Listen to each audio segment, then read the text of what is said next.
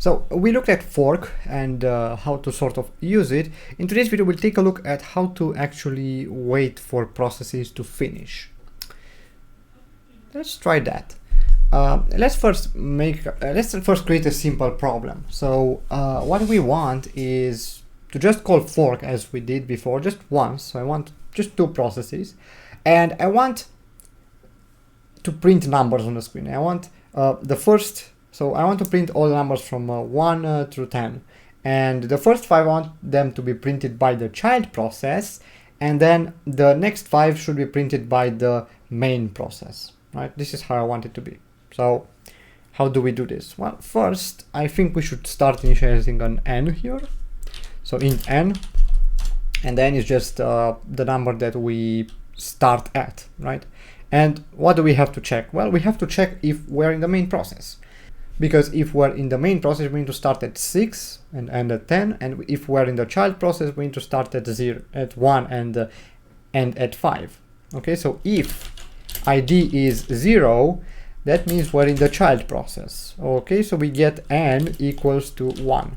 Okay, that's fine. And else, otherwise, well, since there are only two processes, it can either be the child process and the main process. So in this case, it's definitely the main process, so n is going to be 6 here. Okay, that should be easy. And now, what do we need to do? We need to just execute a simple for loop that goes through all the numbers here. So I'm going to say for, or first int I, just like so. Now, to get the proper result that I want, I'm going to have to flash the standard output every time we print something on the screen. So that means that basically the standard output, whenever you print f something to it, it has an internal buffer. So if you print a lot of things very quickly, it's not going to automatically print them on the console. It's going to wait to get all the input and then print a whole line of code or something. Not of code, of text. And in my case, I want to print them all exactly when I call printf. So I'm just going to call here f flash of std out, so that every time I print a number or a digit, it's going to be actually shown on the terminal. Okay, so there's that. We have a for loop. We should print every number from n to n plus 5. That's great. Is there anything that we're missing? Well, let's find out. Let's first try to run this program. So if I do run this, well, there's no \n here, so I'm going to actually add the \n at the end, just because I want the code to look nice, \n like that. And if I launch this, you'll notice something interesting. As you can see, the numbers are not at all in the order that we expected them to be, right? They are 1, 6, 2, 7, 3, 8, 4, 9, 5, 10. Why is that? Why does this happen? Well, if you think about it, it does make sense, because here is where we're splitting the execution line, right? So here we have this execution line that's just 1 at the beginning, and then we split it.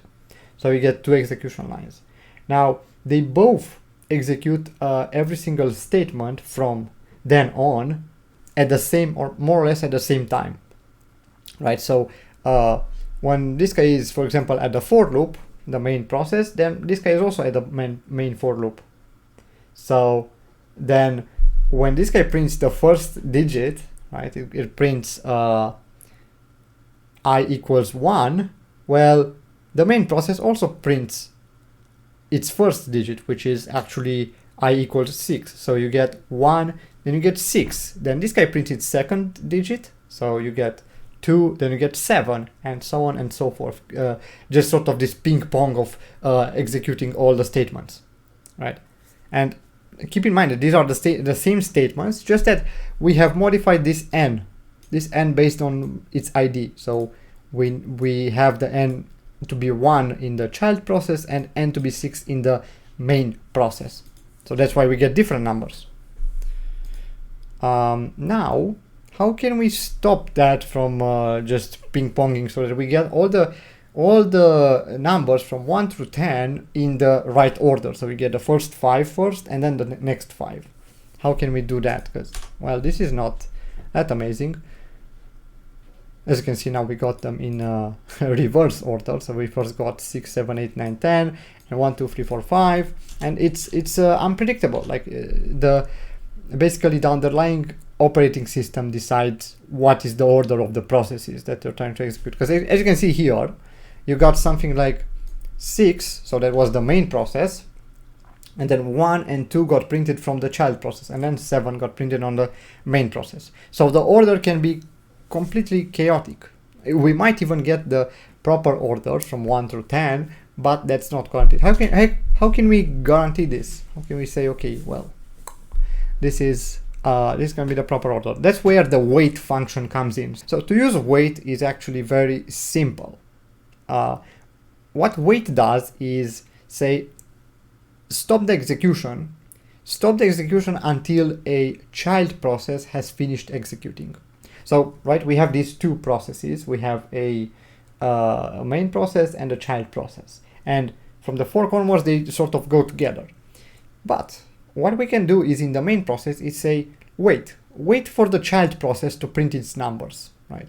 So wait for a child process. We don't specify which one, but wait for a child process to print its numbers and then print your numbers as well. So we're going to wait here. And then the child process is going to go forward with all the for loop and execute that, finish its execution, actually get its memory deallocated completely, and this guy is going to say, oh, okay, so it's done. So I can continue executing, and it's going to finish executing as well. So if we do here wait, if I spell it correctly, this is the result, but we have to wait only in the main process, because think about it, this wait function will actually be called in both processes. So this is not quite the right result, because in the main process we do have a child process that we can wait for, but in the child process we don't actually have a child process. The child doesn't have another child process that it can wait for, so it's just gonna get stuck there and not do anything. So if I say here if id is not 0, that means that we can wait. So if we are in the main process, we should wait for the child process to first print its numbers, the 1, 2, 3, 4, and 5 numbers, and then we can print our own. So if I launch this now, you'll notice that I'm gonna get them in the proper order. So 1, 2, 3, 4, 5, and then 6, 7, 8, 9, 10. Now they are split by a line break. That's because that's actually because I added a \n here at the end. And this \n is not executed once, right? It's executed twice, once by the child process and a second time by the main process. So because of that, we get a line break in between. But again, what we can do is say, no, just execute it if you're on the main process. So we can do just that. Because when the child process gets to this line, it says ID is different than 0. My ID is 0. Because I'm a child process, right? The ID got returned by fork here. So it's just going to say false. So it's not going to execute the if statement here. Same thing here, it's not going to execute the wait statement here. So if I try to launch this, if I take the breakpoint out, you'll notice that I'm going to get all the numbers from 1 to 10 without a line break in between and in their proper order. And this is going to happen every single time, simply because I have added this wait here. Right? So every single time our main process is going to wait for that child process to finish its execution. Now, of course, this process is going to be much more complicated when your child processes create other child processes, and then you have to wait for those as well. We're going to take a look at that in more detail, but for now, just keep in mind this wait function is very useful if you just want to wait for the child process. As you can see here, it really helps when you try to print part of the numbers from one process and part of the numbers from another process in a ordered manner, right? So this basically what this does is order the execution of processes. You got first the child process, and then you got the main process executing this for loop. You don't get them because without the wait, it wasn't that they would be swapped. they would be intertwined. So right now they are actually swapped, but more often than not, you're actually gonna get them, as you can see, like this. So that would be like intertwined in between. And this is the result that we don't really want, right? This could result in some really bad situations.